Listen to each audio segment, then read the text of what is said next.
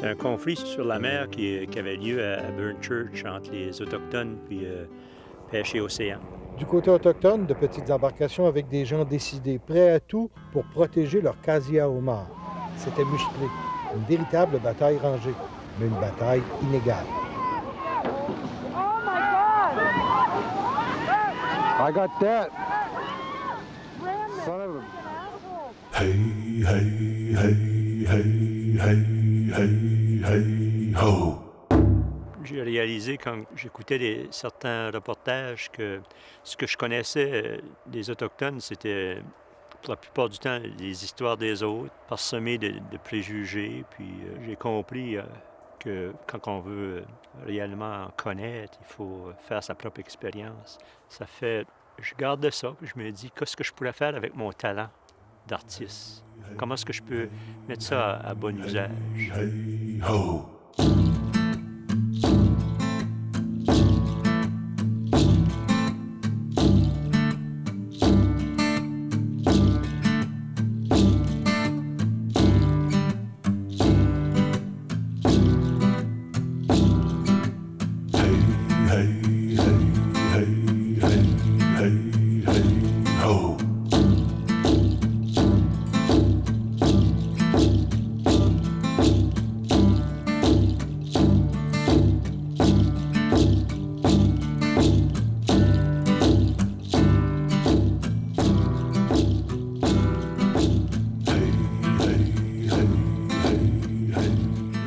J'ai décidé de faire un parcours, j'ai décidé de faire un grand cercle. Un cercle autour de la province qui me permettrait d'aller voir les gens des Premières Nations, puis les rencontrer au niveau de l'être humain.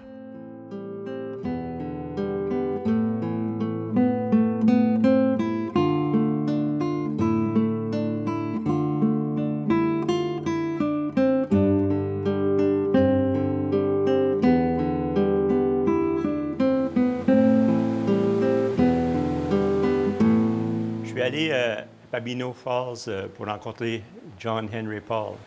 Puis je lui ai proposé de faire le tableau. Puis il dit j'ai beaucoup de choses, je suis occupé, mais il dit si tu veux venir dans une couple de semaines, il dit je suis d'accord. Ça fait que j'ai recontacté, puis à 2-3 reprises. I would like to know if the meeting for tomorrow is still okay with you? No? Oh, next Sunday. Okay then. Il a dit dimanche prochain, on y va. La porte s'est ouverte environ un pied peut-être, puis il a tout simplement sorti son visage, puis il m'a regardé très sérieusement. McGraw, you want to do that today? Damn right, I want to do that today. Il a fermé la porte, puis il a disparu. J'ai attendu une dizaine de minutes. Finalement, la porte s'est ouverte de nouveau. Il m'apparaissait avec tout son habit, des plumes au mocassin. Et puis il m'a dit, « What do you want me to do? » Je veux que tu sois comme un chef. Il s'est croisé les bras comme ça, puis il a levé sa tête comme ça, puis il m'a regardé du coin de l'œil.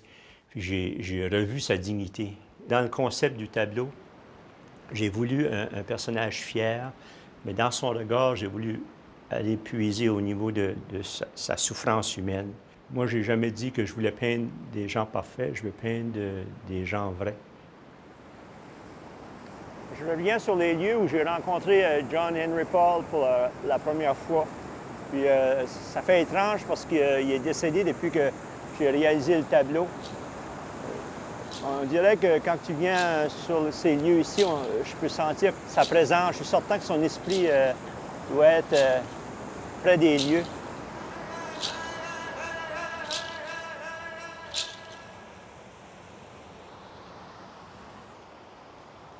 Chef John Paul, je t'avais promis un tableau. Aujourd'hui, je tiens parole.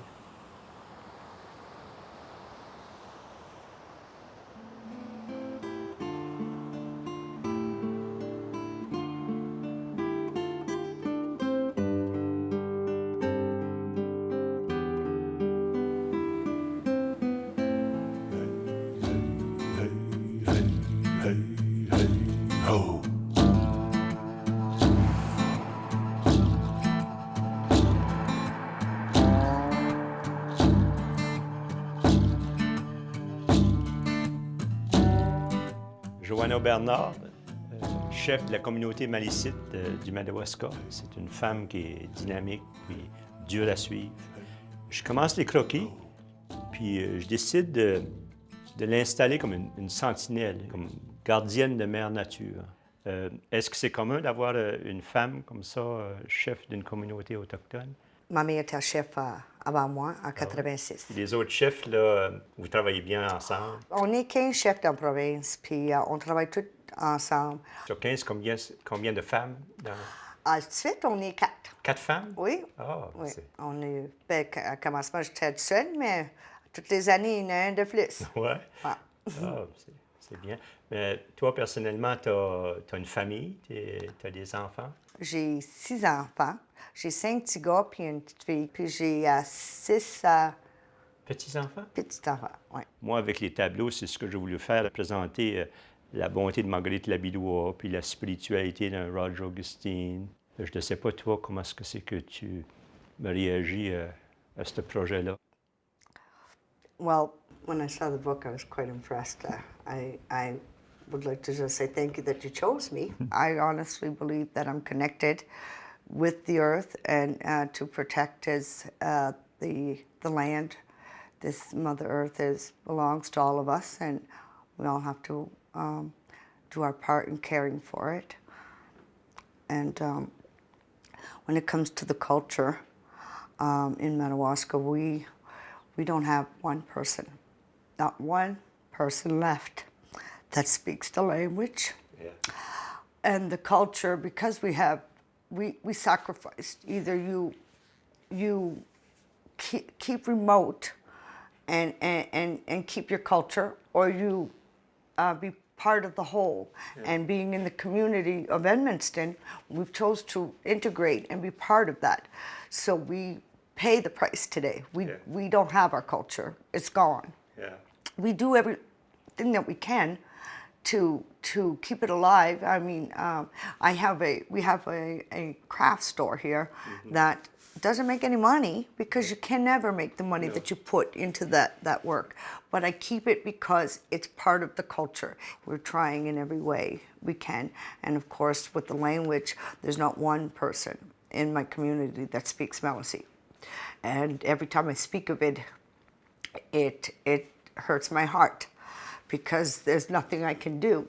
In this day and age, people have a hard enough time learning what they have to learn at school for them to have to ask them to take their Saturdays or Sundays to learn their language when no one else is going to speak it with them. But it seems when you lose that, you lose the link that you had with the past. I suppose, like you can only look forward now. Well, the little bit of the language that we do have is here in our Head Start program, which starts from 1 month old all the way to 5 years until they go to the school. There's some words being learned, but to have conversations, the children won't have time to learn enough. First of all, it was a privilege for me as an artist to meet you the first time, and my thoughts haven't changed. I knew you weren't 6'5". You were a small woman in front of me, but you stood very tall. So I offer you this because I figured that you're a good example of a chief that should be in a circle because you can stand your ground. And I also hope that all your dreams will be fulfilled for your people. Thank you. S'il y avait un message que tu voudrais laisser à tes enfants et tes arrière-petits-enfants? Oublie jamais que tu es une Maliseet. Puis si on ne fait pas tout, qu'est-ce qu'on peut, ça va venir qu'on n'aura plus de couture, on n'aura plus de Maliseet qui reste. Ça fait, s'il vous plaît, fais qu'est-ce que tu peux. Un petit tapis à la fois. Puis don't never give up. How many of your people are left now? We have, I believe, about 15,000 Maliseet people left in the world. That's it? That's it. No more? No more. So there's the importance of keeping us alive. You want me to take that? No. Don't be an Indian giver. Thank you very much.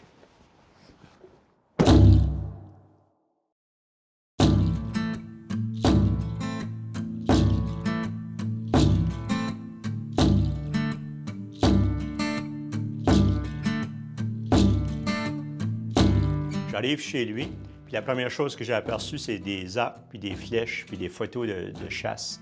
J'avais affaire à première vue avec un gars passionné de la chasse.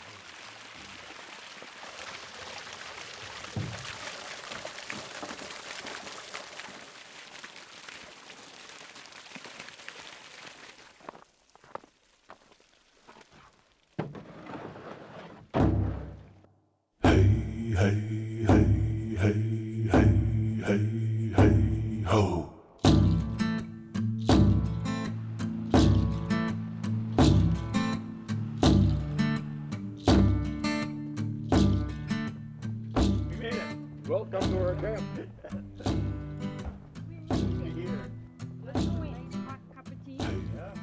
When I met you the first time, you told me that you were chief at the age of 21. One of the youngest chiefs in Canada At that time. at that time. Yeah.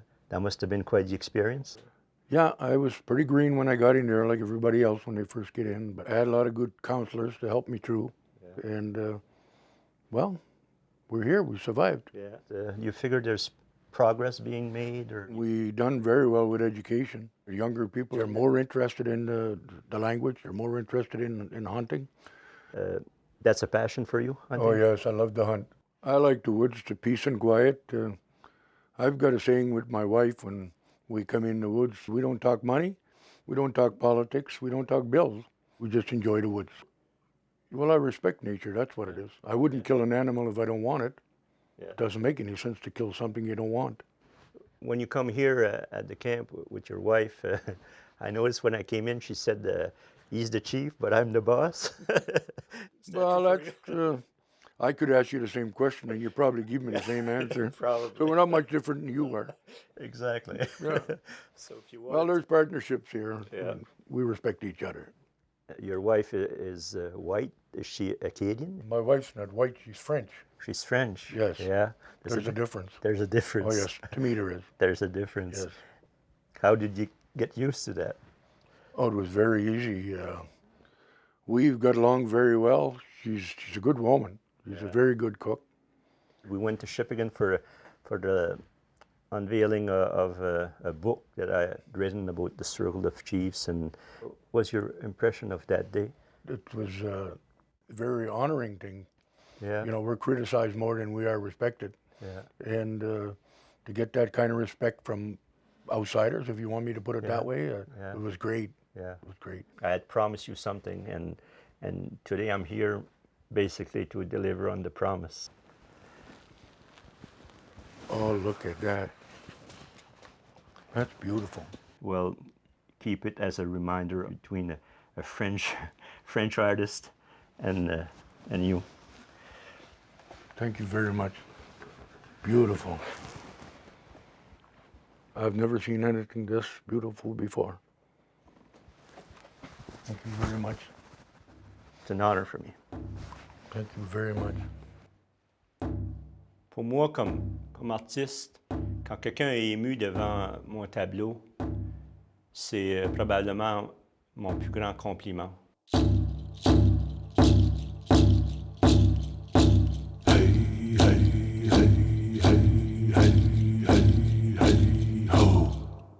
Margaret, it's a very special day today. It's November 11th, and I remember that you served in the Canadian Army.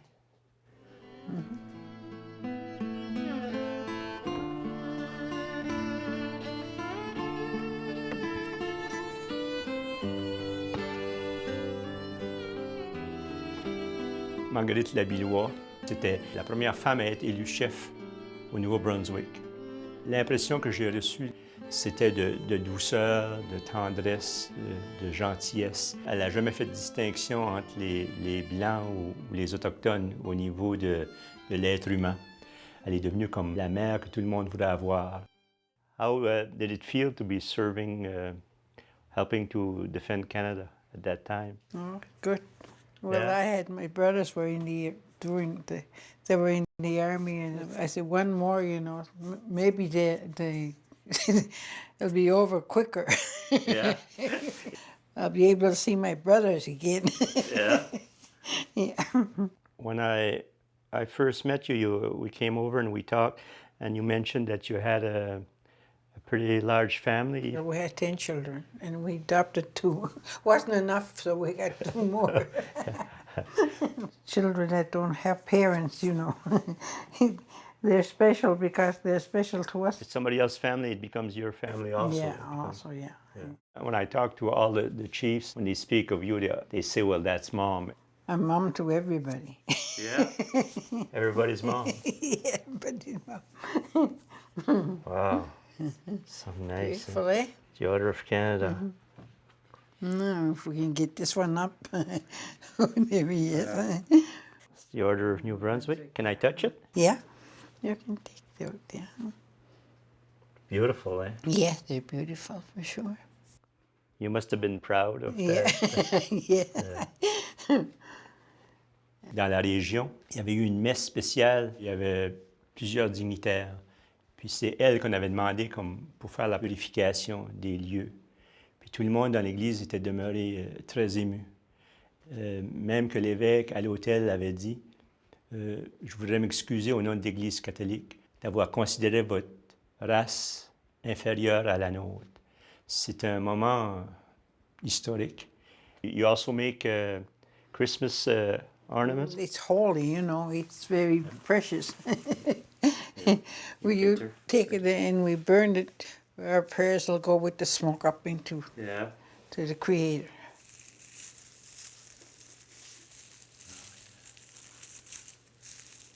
How do you combine your beliefs as a First Nation and the beliefs that were brought by the Catholic Church? You have no problem. No, we don't have any problem because we pray to the same God. Have you always been religious? Yeah, well, we were brought up like that, you know. My mother was very religious, and we had to be. Yeah. It's better when it's wet, though. Yeah. You know, you don't have those come apart on you. Wow. I have a little something for you. I hope you keep it as a reminder of our friendship and the respect we have for you. And I also would like to have the honor to call you Mom, as everybody else does. So this is what That'd be fun. So thank you very much. Oh, it's hard to believe that. It's beautiful. Thank you, Margaret. You're welcome. Very It's nice. beautiful.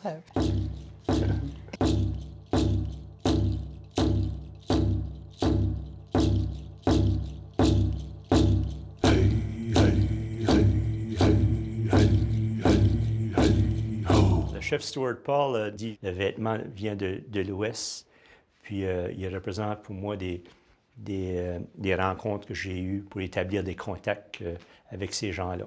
Puis on est sorti sur le parterre, on est sorti dehors, puis il a revêti son bel habit, puis il avait sa plume, puis il a purifié l'air.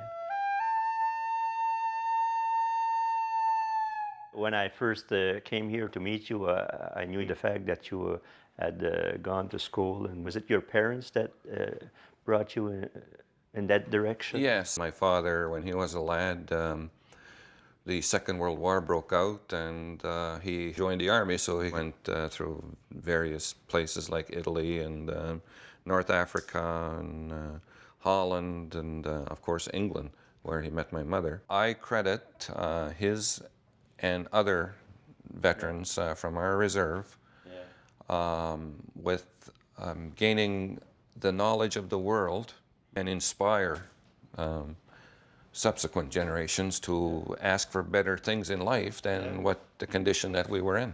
My mother was the first non-Indian to ever live in our community, and so she actually learned the language because she was fluent. It provided me the opportunity to be fluent, and my brothers and sisters, at least the 4 oldest ones, we all became fluent in the language. So I talked Indian, and started talking English when just like all the other Indian kids when we started going to school. You became a lawyer? Yes, I did, yeah. That must have been pretty rare. At the time, there was only one other person, Grade Nicholas, who actually is a judge now. I kind of used him as a model. That it showed me that it was possible. I'd like to know what you feel your role is since you're re-offering, pretty soon for another mandate. It's very frustrating. Every day, you see people, they'll come to your office and they'll say, well, we ran out of food. And, you run out of food, in today, in Canada, in this day and age. It's just degrading. It's really hard to explain. It's dehumanizing. You see the unemployment rate in Canada go up to 7%, and my gracious, it's a disaster. It's 7% unemployment. We should throw the government out, and it's just and every day on the reserve, it's between 80 to 95%, and it's not a disaster to anybody. And you look into the eyes of our people, and all they want is what everybody else has. People want to work. They want the dignity to support their family. They want the dignity to kiss their wife goodbye when they go to work. It just drives me crazy. And I can't seem to get through to the government to stop giving us welfare. We don't want welfare. We're sick of welfare. And that's not what people want. And they wonder why the prisons are full of Aboriginal people. They wonder why there's social breakdown in Aboriginal communities. They wonder why the prevalence of alcohol and drugs. It's not a mystery. It's just an acceptance of the facts that you know. I believe that I have to take the skills and knowledge that I've developed and develop businesses. We have to build our economy. We have to give those opportunities to everybody to work, and that's why I do what I do. Yeah. Seems strange because Canada, we can go around the planet and pretend we want to solve their problems while we have this right here at home. It's almost like a shame. The very thing that they use as a rationale for foreign policy, they say that, for example, if they don't go to Afghanistan and they don't build schools, if they don't build the economy, then all of these idle people are going to go to training camps to become terrorists, and then they're going to turn their anger on us. And they can't see that same principle applies here. If they don't start doing that, what option do people have?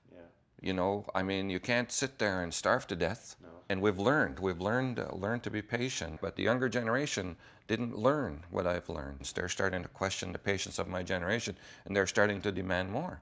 Because they see, they have TV. We didn't have TV when they know What's better. going on? They know better. Yeah. And I don't know how much longer that's going to stay. Yeah. A reminder of my first meeting with you when you came at home. Oh, very nice.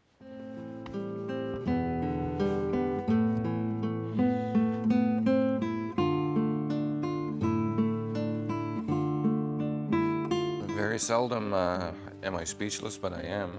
But I really appreciate it. I hope you remember it as the symbol of things that could be. Well, thank you so very much, Don. Really, for everything, not just for that, but just for your whole effort. Well, it's sure nice for you to come and meet our river. Yeah. Used to be one of the most bountiful salmon rivers in New Brunswick. It's named after our reserve, so I'm really glad that you could come.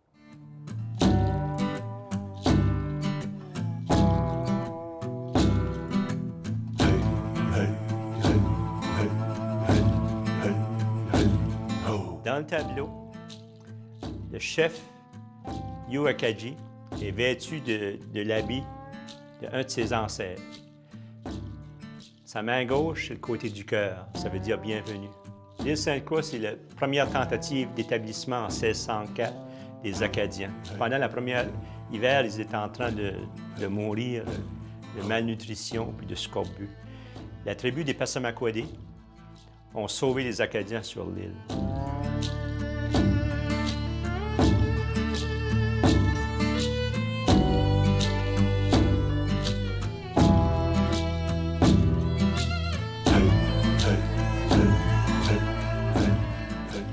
Je l'ai rencontré une première fois. Je lui ai demandé la permission de l'inclure dans mon cercle. Donald, welcome to the territory. Nice to meet you. Il m'a dit, je peux pas accepter. Now then? Là, j'ai resté saisi. Il dit, je peux pas accepter pour moi, il dit, parce que c'est trop d'honneur. Mais il dit, pour mon peuple, il dit, je suis d'accord. When I do things, I have to feel like what I'm doing is real. If I have to put on a show, then somehow I feel like it's not real. And when I do something that's native, it has to be me.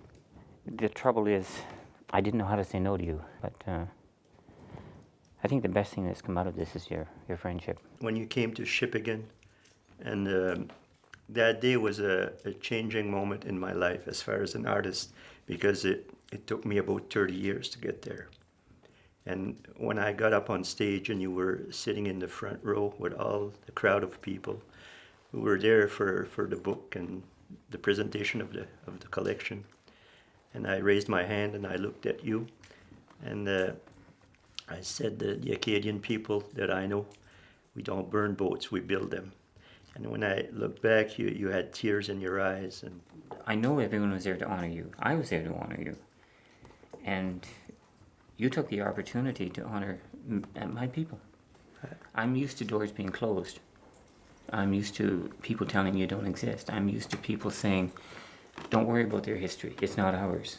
So when someone like yourself stands up and does just what you did, it's big. It's where you get strength. yeah, This is why you keep going. I know what prejudice is, and it's something that you feel, but not in the same way that your people have felt it. When you stood up there and you spoke for me, it was the reason why all those paintings had been done. You know? I had to let you and your people know that I know how to say thank you. That's something that I've accused others of not doing properly with my own people.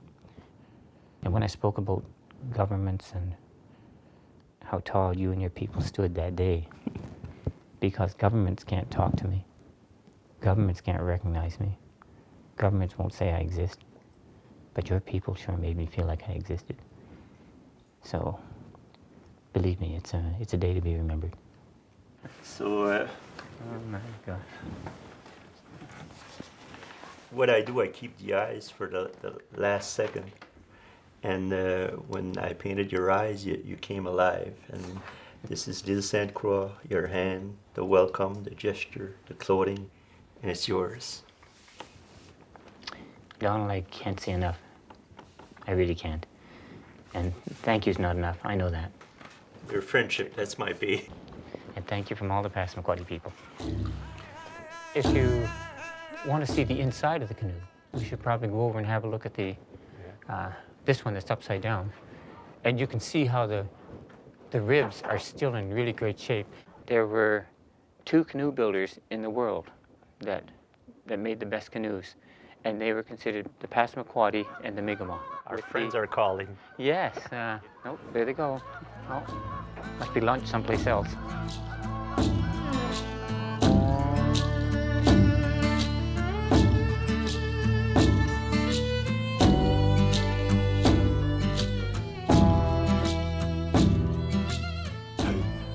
Je suis arrivé chez Robert Atwin. Il m'a regardé assez sérieusement. Il dit, c'est comme un présage, il dit, que tu sois ici aujourd'hui. J'ai dit oui.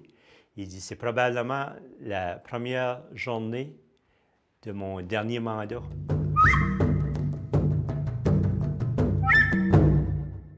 Was chief for 14 years.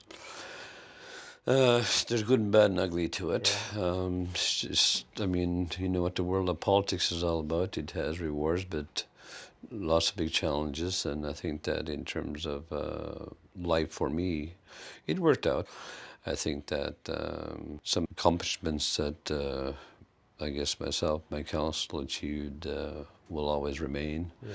Our new school, our new community band hall. We made a major dent in our housing shortage. So we've done a lot of things in Kingster that I'm proud of. Do you feel it's going forward? The reserve as itself is like a bubble. It's like a little world. Yeah. It's so much different than what is outside. But, you know, when you look at how decisions are made within the community, politicians really rule and make and can affect lives of people in a very adverse way if they're not pure of heart. You really can't be of any service to people that you're trying to serve because you're struggling to find your own way, right? First Nation people, do you find that they're proud of who they are right now, or has it changed? Oh my God, it's changed. I mean, to be growing up and going to school as a child, it wasn't fashionable to be Indian. No. I mean, all the books would say that you were a savage, you were uncivilized, and you're dangerous. And you're dangerous, yeah. And don't go on reserve after dark because then you'll be captured and whatever, you know. I mean, there was real misunderstanding of what First Nation people are all about, and you know, over time through efforts, there's changed. I think that there's a pride there. I think that, especially the younger ones now, I think language is a big thing. It really makes you who you are as a First Nation person. Smell seed is very distinctive from other languages, and there are 66 different languages of First Nations across the country, and people really don't understand that. They think that an Indian can speak to any Indian in their own tongue across Canada, and that isn't the case. No. It really isn't, you know. No. So, but when you think about, I guess, where it is we've come and where we have to go, I think we've come a long ways to realize that, we have been wronged as people. We have survived, even though there was some very distinct policies to look at trying to extinguish us as a unique, I guess, people. What's your relation to hunting? Hunting is oh part my of your God, passion? it's a passion. I mean, Like God, sports? well, it is. It really is because I'm almost like a moose. Moose goes into heat in late September, October. I go into heat late September, October too, because really it's about getting out there. It's about simple in the woods. It is. I mean, absolutely. Well, this, in a sense, represents a trophy. Wolverine were menacing to people who managed trap lines because they would steal, I guess, what was caught in the trap lines and make it their own. The animal by itself is now a protected species. I want to present to you with this eagle feather. It's a signature of peace and friendship. But in the eagle feathers, there's strength, and it allows us to, as a presentor to you, gives us a bond, and I want to give that to you. Our way of just keeping in touch by spirit. All right. I thank you very much. It's an honor, truly. Oh my God, I'm truly honored. Donald, you don't know how much this means to me. To look at that and look at yourself and say, oh my geez, is that really me? It's just totally incredible. You've done it justice and done me justice, and I really thank you for this. I appreciate that. I appreciate that. Thank you.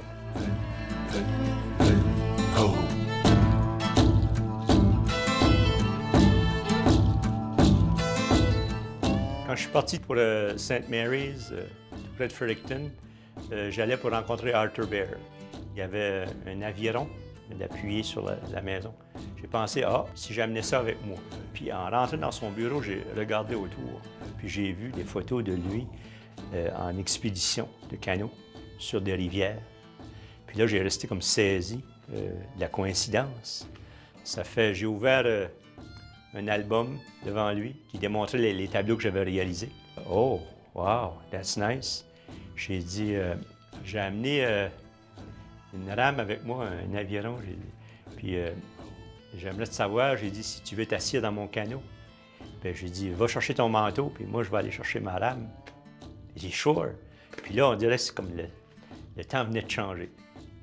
Un an après que j'ai réalisé le tableau, le chef Arthur Bear est décédé.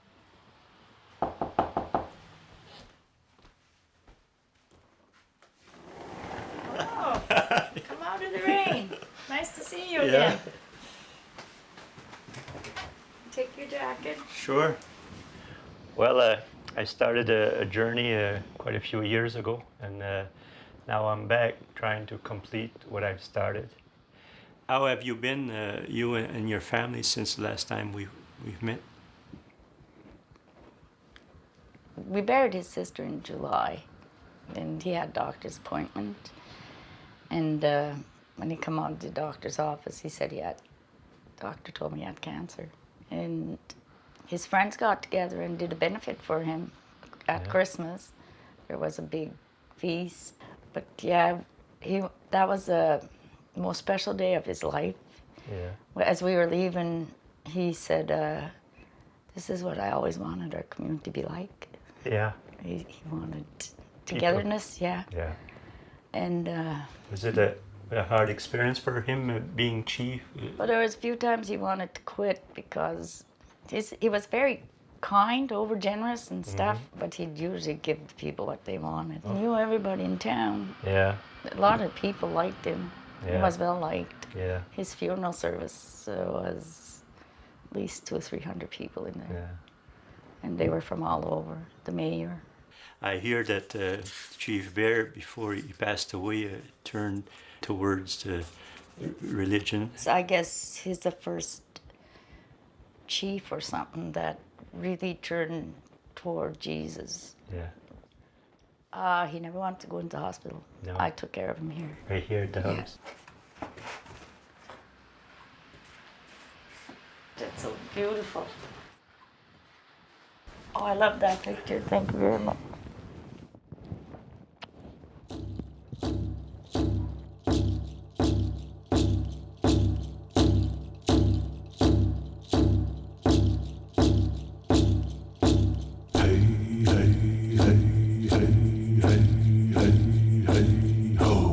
On arrive à un endroit historique. On dirait que quand on se promène sur les lieux seuls, il y a quelque chose qui se produit. C'est magique. Il y a une paix qui s'installe. Puis je découvre une petite chapelle avec un petit bâtiment. Il m'avait expliqué que ça avait été construit conjointement avec les Acadiens puis son peuple. Je vais sur les lieux, je marche autour du cimetière, puis je me laisse absorber, si on veut, par les éléments.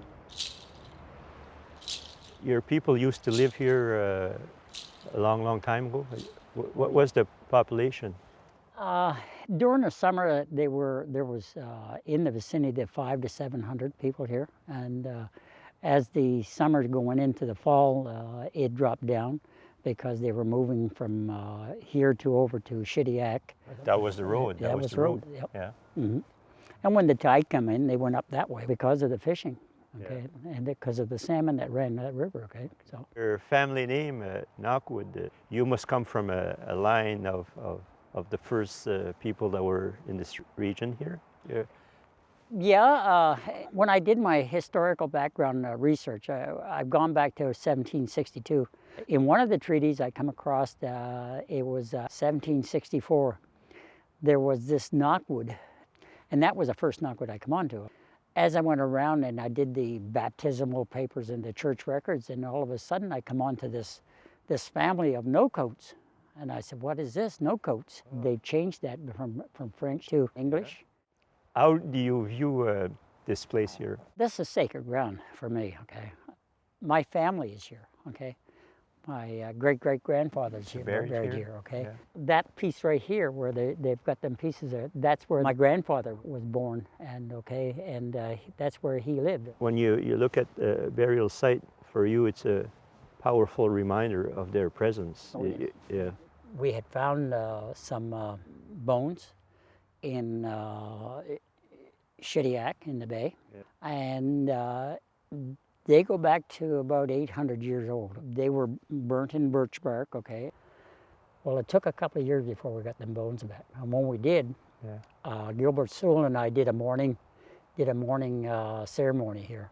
We had newspapers, people were asking me what time we were going to do it, and I told them at 11 o'clock in the morning. Yeah. At 5:30, Gilbert and I were over here, and we were doing our burial thing. Yeah, it wasn't for anybody else. Yeah, you Still speak the Mi'kmaq language? No and yes, but I understand it, so I've never forgot it, okay? My grandmother was awful nasty about it, and she wouldn't talk to me for days. I mean, when she came and visit in Mi'kmaq, she said, you speak back to me in Mi'kmaq. I thought it was a joke, okay? As time went on, I learned my lesson, okay? Yeah. Well, I do have a kid that's in university. She's a historian. If she can keep the history going, that's the main part of it, because it goes from me to her. I had asked for one of these. Yeah. I had asked for this a long time ago. Yeah, well, it's yours. Oh my God, it's unbelievable. I thank you from the bottom of my heart, okay?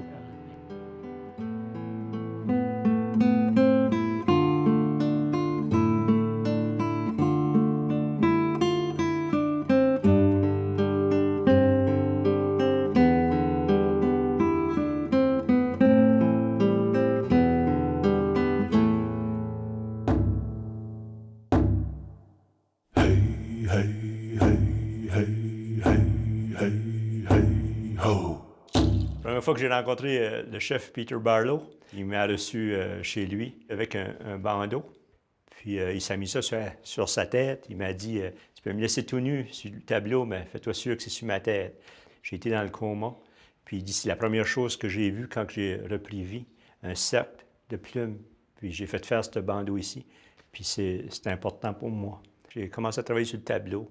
J'ai décidé d'inclure le feu.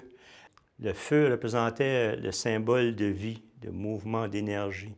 Puis il est en train de se réchauffer à cette flamme-là.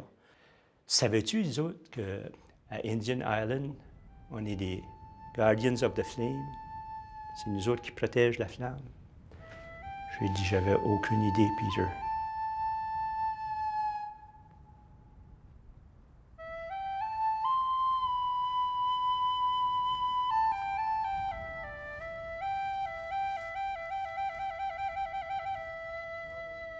Indian Island, it's quite the place.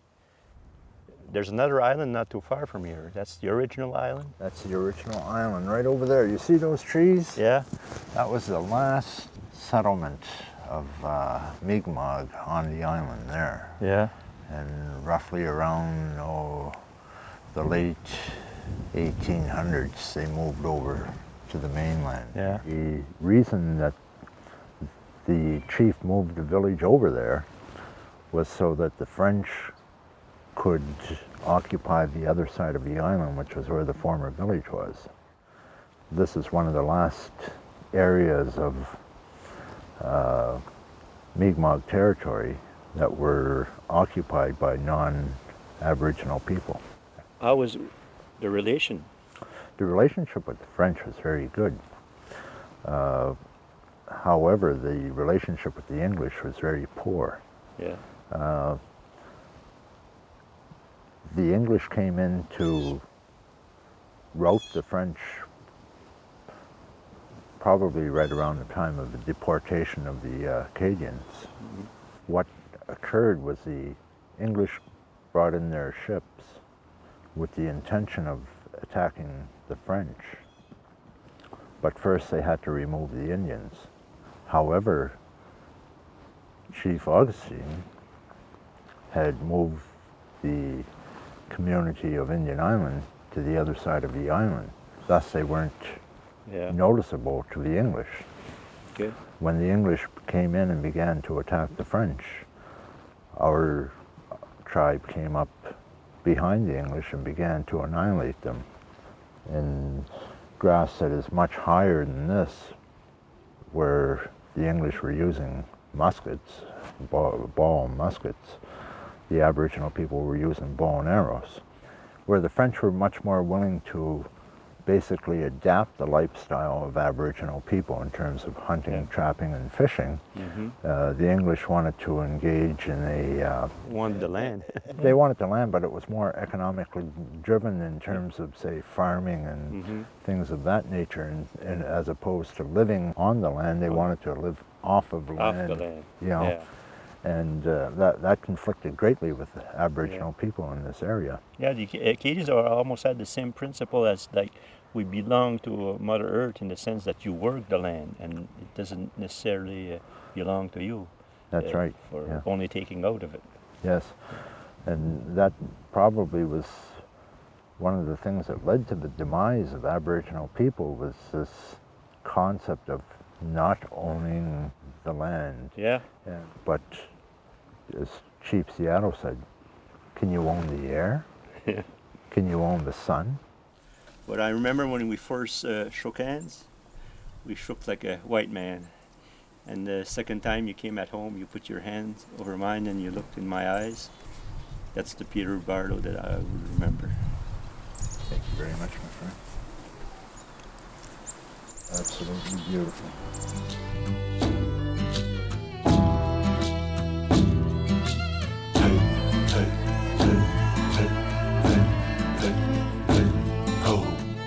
Roger Augustine, c'est le seul que j'ai peint qui peut tourner dans notre direction. Son regard vers l'aigle, vers l'esprit. Il soulève au-dessus de lui pour nous le présenter ou pour montrer que c'est plus grand, plus haut que lui. You work with Phil Fontaine on the national scene. I was a special advisor to Phil Fontaine during the Kelowna Accord. I became the chief of staff when the Conservative government took over, and that's when the ink disappeared on the Kelowna Accord. Yeah. Most of my job was to work as a liaison between the Assembly of First Nations, the National Chief's Office, and in this case, the Prime Minister of the Conservative Party. So that was the toughest part. It was based on the rights of the people in our communities and the rights of the First Nations in this country. Everything was based on honor and respect. Mm-hmm. And ultimately, when those things are in jeopardy, when people decide that this is not what's going to happen, First Nations people across this country really took it personal. And it was a sort of unique situation that the First Nations young people did not revolt across this country. I'm a captain of the Mi'kmaq Grand Council. When you look at the history of the Mi'kmaq Grand Council, you see there, back in 1700s, we were a government. We were and are still very powerful and very respectful people.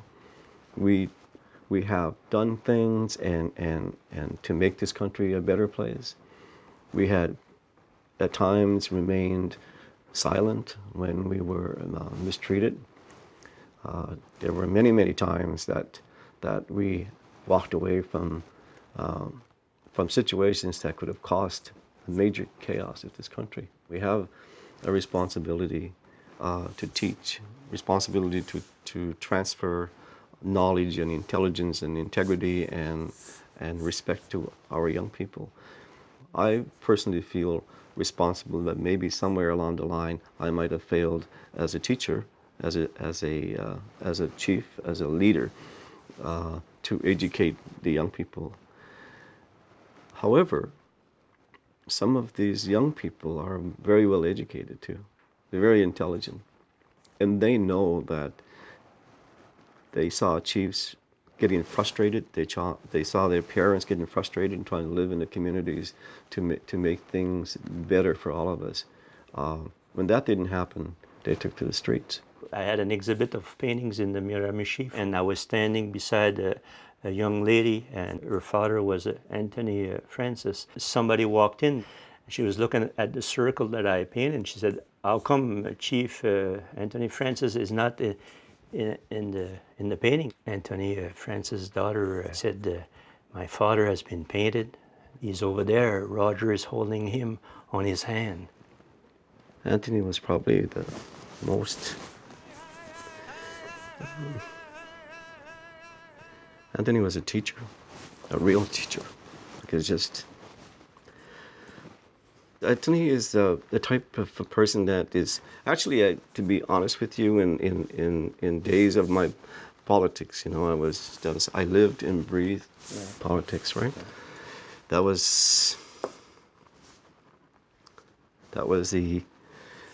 I thought, I misunderstood the power, right?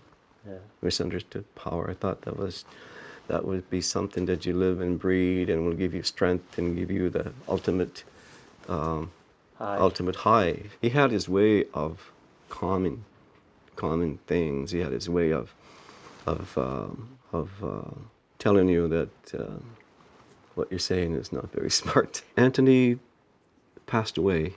Only then I started to hear the lessons. Only then I started to hear the voice of Anthony, of the way I should behave. You know, take more time to study the treaties and be a little bit more respectful.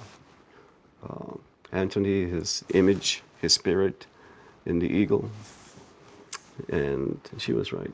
The eagle is a messenger. The eagle is the bird that flies the highest in the sky, closest to the Great Spirit. Now, when I talk of you, I talk about the brother I never had. So I would like to offer you a little gift on my behalf. I hope you accept it into your home. I want to offer it. Thank you. Yep. You have given me and the other chiefs a very special gift. Gift of the heart and the gift of the spirit. I want to go back to something. Is the day that you came in and showed me a portrait of Margaret LaBellois. Yeah. Right? That changed everything to me. I respect Margaret LaBellois, and I saw what you have done with her, and her spirit, and her leadership, her strength, and her seen as the great grandmother. I knew there was something. I wanted to be part of it. Yeah. So what I wanted to do is paint human beings, and that's good enough for me.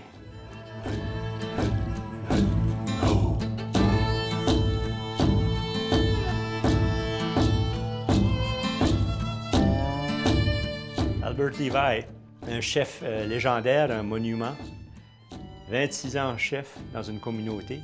Il a reçu l'Ordre du Canada, un doctorat honorifique. Et ce que j'ai voulu faire avec le tableau, c'est le représenter comme plus grand que nature, pratiquement comme un géant, avec le geste d'humilité d'être à genoux, en train de puiser l'eau à la source. This has been the capital of Indian communities for 10,000 years. And this district was a Sikiniktuk district. Sikiniktuk district is a big district. And this is where the Indians used to meet. And at one time, I believe it was in early 50s, government decided, I think, that they're going to keep Indians. let the Indians stay in Canada. They'd be allowed to stay. Allowed to stay in Canada. So the treaties are quite lenient to an Indian. So it's a good treaties that Indians have. Unfortunately, that it's not practiced well enough in Canada, especially. It was hidden. It was so nicely hidden. Even the Canadian government didn't know what the word by word on these treaties. When I was a chief, I was involved to bring them treaties out.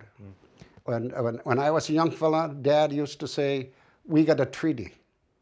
Didn't say treaties, treaty. A treaty. Yeah. And he never seen it. He never could exercise it.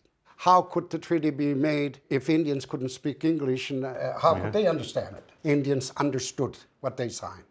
That's why they save what is the greatest, and it's word by word, the land.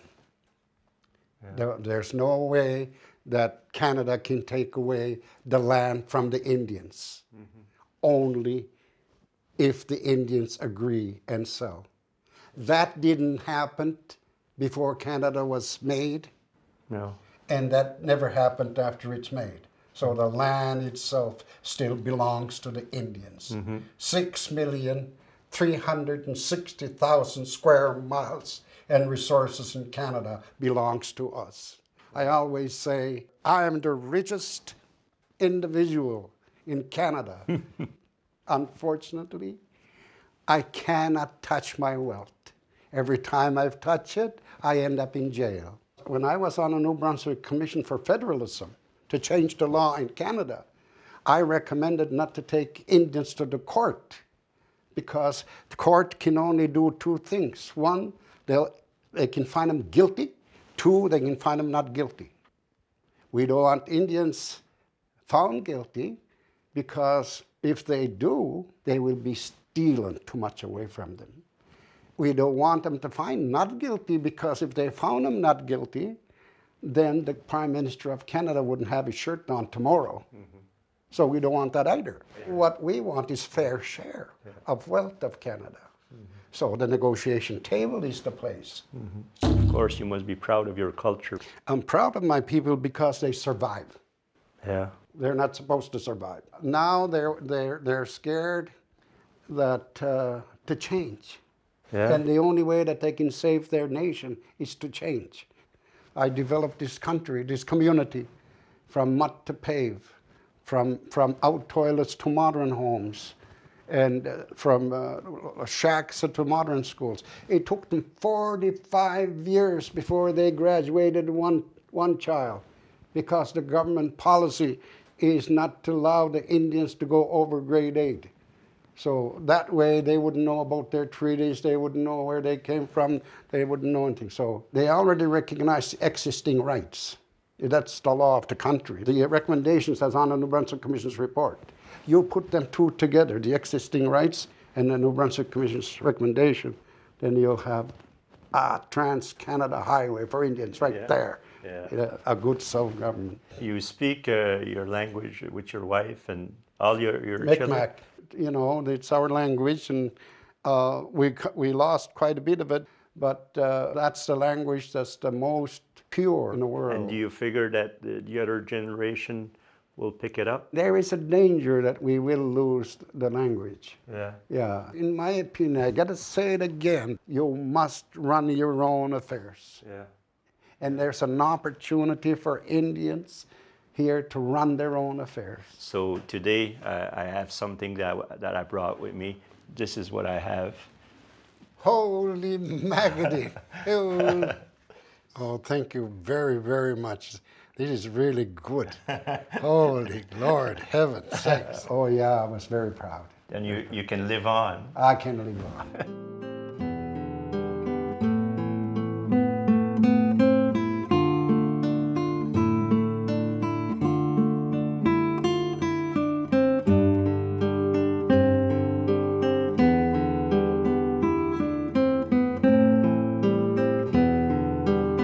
Je pense que j'ai reçu des Autochtones ce que je cherchais dans mon propre peuple.